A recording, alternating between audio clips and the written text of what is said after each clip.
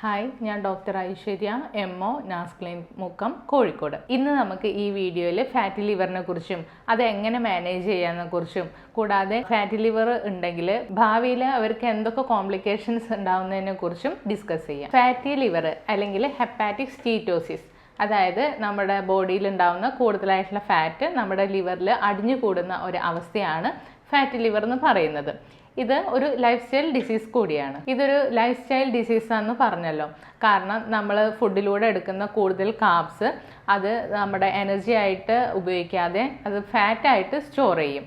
So ഇങ്ങനെ നമ്മുടെ ഫാറ്റായിട്ട് store ചെയ്യുന്നത് ലിവറിലായിരിക്കും അല്ലെങ്കിൽ മറ്റ് ഭാഗങ്ങളിലായിരിക്കും.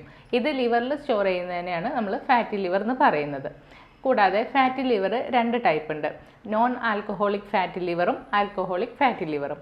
ഈ നോൺ ആൽക്കഹോളിക് ഫാറ്റി ലിവർ ഒരിക്കലും ആൽക്കഹോൾ കൺസപ്ഷൻ കൊണ്ടല്ല എന്നുള്ള പേരിൽ തന്നെ മനസ്സിലാക്കാം.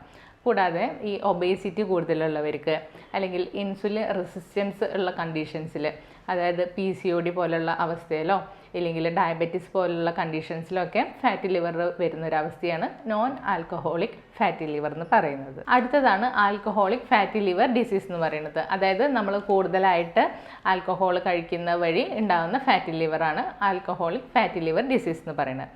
ഇനി എന്തൊക്കെ കാരണങ്ങൾ കൊണ്ടാണ് ഈ ഫാറ്റി ലിവർ വരാനുള്ള കാരണം എന്ന് നോക്കാം. ഫസ്റ്റ് വൺ എന്ന് പറയുന്നത് നമ്മൾ ലൈഫ് സ്റ്റൈലിൽ വരുന്ന ചേഞ്ചസ് തന്നെ.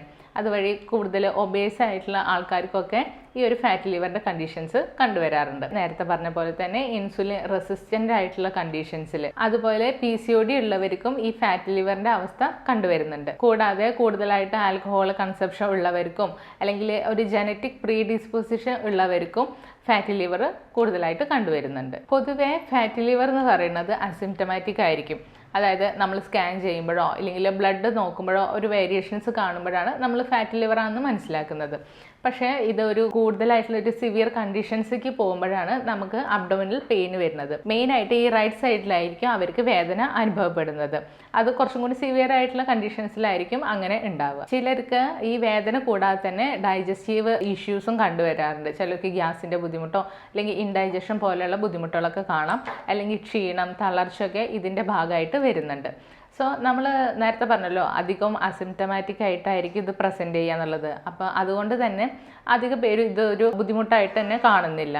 സോ ഭാവിയിൽ നമുക്കിത് കണ്ടീഷൻ കൂടുതൽ വഷളാവാനും വേറെ കണ്ടീഷനിലേക്ക് അല്ലെങ്കിൽ കോംപ്ലിക്കേഷനിലേക്ക് ലീഡ് ചെയ്യാനും ഇത് സാധ്യമാകും. സോ ഭാവിയിൽ നിങ്ങൾക്ക് നോൺ ആൽക്കഹോളിക് സ്റ്റീറ്റോ ഹെപ്പറ്റൈറ്റിസ് പോലുള്ള കണ്ടീഷൻസും അതുപോലെ തന്നെ ലിവറിന് ഇൻഫ്ലമേഷൻ, അതുവഴി സ്കാറിങ്, പിന്നെ അതൊരു ലിവർ സിറോസിസിലേക്കും പോകാനുള്ളൊരു ചാൻസ് ഉണ്ട്. അതുപോലെ ഈ ഫാറ്റി ലിവർ ഉള്ളവർക്ക് ലിവർ ക്യാൻസർ വരാനുള്ള സാധ്യതയും കൂടുതലാണ്. സോ ഇതിൻ്റെ ഒരു ഏർലി ഡിറ്റക്ഷൻ തന്നെയാണ് ഇതിനൊരു പ്രിവെൻഷൻ എന്ന് പറയുന്നത്. സോ നമുക്ക് ബ്ലഡിൽ SGPT അല്ലെങ്കിൽ SGOT ഒക്കെ നോക്കിയിട്ടുണ്ടെങ്കിൽ അതിൻ്റെ വേരിയേഷൻ ഉണ്ടെങ്കിൽ നമുക്ക് അനുമാനിക്കാം ഇങ്ങനെ ഒരു ഫാറ്റി ലിവർ പോലുള്ള കണ്ടീഷൻ നമുക്കുണ്ട്. അതല്ല ഒരു ലിവറിന് എന്തൊരു ഡാമേജ് ഉണ്ടെന്ന് നമുക്ക് ഈ വാല്യൂസിലുള്ള വ്യത്യാസം കൊണ്ട് മനസ്സിലാക്കാം. കൂടാതെ നമുക്ക് ഇത് കൺഫേം ചെയ്യാൻ വേണ്ടിയിട്ടും ഇല്ലെങ്കിൽ ഗ്രേഡ് ഏതാണെന്ന് അറിയാൻ വേണ്ടിയിട്ടും USG അബ്ഡമൻ പോലുള്ള സ്കാനിങ്ങും ചെയ്യാം. SGOT അല്ലെങ്കിൽ SGPT തുടങ്ങിയ ലിവർ എൻസൈംസിന് അമിനോ ആസിഡ് മെറ്റബോളിസത്തിൽ ഒരു റോളുണ്ട്. സോ ഇത് നമ്മളുടെ ലിവർ സെല്ലിൽ എന്തെങ്കിലും ഡാമേജ് ഉണ്ടെങ്കിൽ ഇത് ബ്ലഡ് സ്ട്രീമിലേക്ക് വരും. സോ അതുവഴി നമുക്ക് ലിവറിൽ എന്തെങ്കിലും ചേഞ്ചസ് ഉണ്ടോ എന്നുള്ളത് മനസ്സിലാക്കാം. SGPTയുടെ ഒരു നോർമൽ ലെവൽ നിൽക്കേണ്ടത് 7 to 56 യൂണിറ്റ് പെർ ലിറ്ററിലാണ്. അതുപോലെ SGOTയുടേത് നിൽക്കേണ്ടത് ഒരു 7 to 40 യൂണിറ്റ് പെർ ലിറ്ററിലാണ്. നേരത്തെ പറഞ്ഞല്ലോ, USG അബ്ഡമൻ ചെയ്യുമ്പോൾ നമുക്ക് ഫാറ്റി ലിവർ ഉണ്ടോ എന്ന് കൺഫേം ചെയ്യാം. അതുപോലെ തന്നെ നമുക്ക് ഏത് ഗ്രേഡാണെന്നും മനസ്സിലാക്കാം. അപ്പോൾ first grade, second grade, third grade എന്ന് തരം തിരിച്ചിട്ടുണ്ട്. അപ്പോൾ ഫസ്റ്റ് ഗ്രേഡ് എന്ന് പറയുമ്പോൾ അതൊരു മിനിമൽ ആയിട്ടുള്ള ഇൻഫ്ലമേഷനും സ്കാറിങ് നടന്നിട്ടുണ്ടാവുള്ളൂ. ഇനി സെക്കൻഡ് ഗ്രേഡ് എന്ന് പറയുമ്പോൾ അവിടെ കുറച്ച് മോഡറേറ്റിലായിട്ടുള്ള ഇൻഫ്ലമേഷനും സ്കാറിങ്ങും സംഭവിച്ചിട്ടുണ്ടാവും. ഇനി തേർഡ് ഗ്രേഡിൽ സിഗ്നിഫിക്കൻ്റ് ആയിട്ടുള്ളൊരു ഇൻഫ്ലമേഷനും സ്കാറിങ്ങും സംഭവിച്ചിരിക്കും. ഇത് നമ്മൾ ട്രീറ്റ് ചെയ്യാതെ വെച്ചിരിക്കുകയാണെങ്കിൽ ഇതൊരു ലിവർ സിറോസിസിലായിരിക്കും ചെന്നെത്തുക. ഇത് മാറ്റാനായിട്ട് നമുക്കൊരു ബാലൻസ്ഡ് ഡയറ്റ് ഫോളോ ചെയ്യാം, ലൈഫ് സ്റ്റൈലിൽ ചേഞ്ചസ് വരുത്താം, ഇല്ലെങ്കിൽ നമുക്ക് നന്നായിട്ട് എക്സസൈസ് ചെയ്യാം. അതുപോലെ തന്നെ നമുക്ക് അണ്ടർലൈങ് ആയിട്ട് ഡയബറ്റീസ് ഉണ്ടോ, കൊളസ്ട്രോൾ ഉണ്ടോ, PCOD ഉണ്ടോ, വേറെ എന്തെങ്കിലും ഹെൽത്ത് കണ്ടീഷൻസ് ഉണ്ടോ എന്നും കൂടി ചെക്ക് ചെയ്യേണ്ടതാണ്. കൂടാതെ ആൽക്കഹോൾ കൺസപ്ഷൻ തീർത്തും ഒഴിവാക്കണം. ഇനി ഫാറ്റി ലിവർ ഉള്ളവർ എന്തൊക്കെ ഭക്ഷണങ്ങൾ ഫുഡിൽ ഉൾപ്പെടുത്തണമെന്ന് നോക്കാം. First one green leafy vegetables, അതായത് നമ്മുടെ സുലഭമായി കിട്ടുന്ന ചീര, മുരിങ്ങയൊക്കെ നമ്മളെ ഡയറ്റിൽ ഉൾപ്പെടുത്താം. അതുപോലെ തന്നെ നമ്മളെ നട്ട്സ്, സീഡ്സ് ഒക്കെ ഉൾപ്പെടുത്താം. പിന്നെ ഫാറ്റി ഫിഷസ് ആയിട്ടുള്ള സാൽമൺ, ട്യൂണ, അതിലൊക്കെ rich in source of omega-3 fatty acids ആണ്.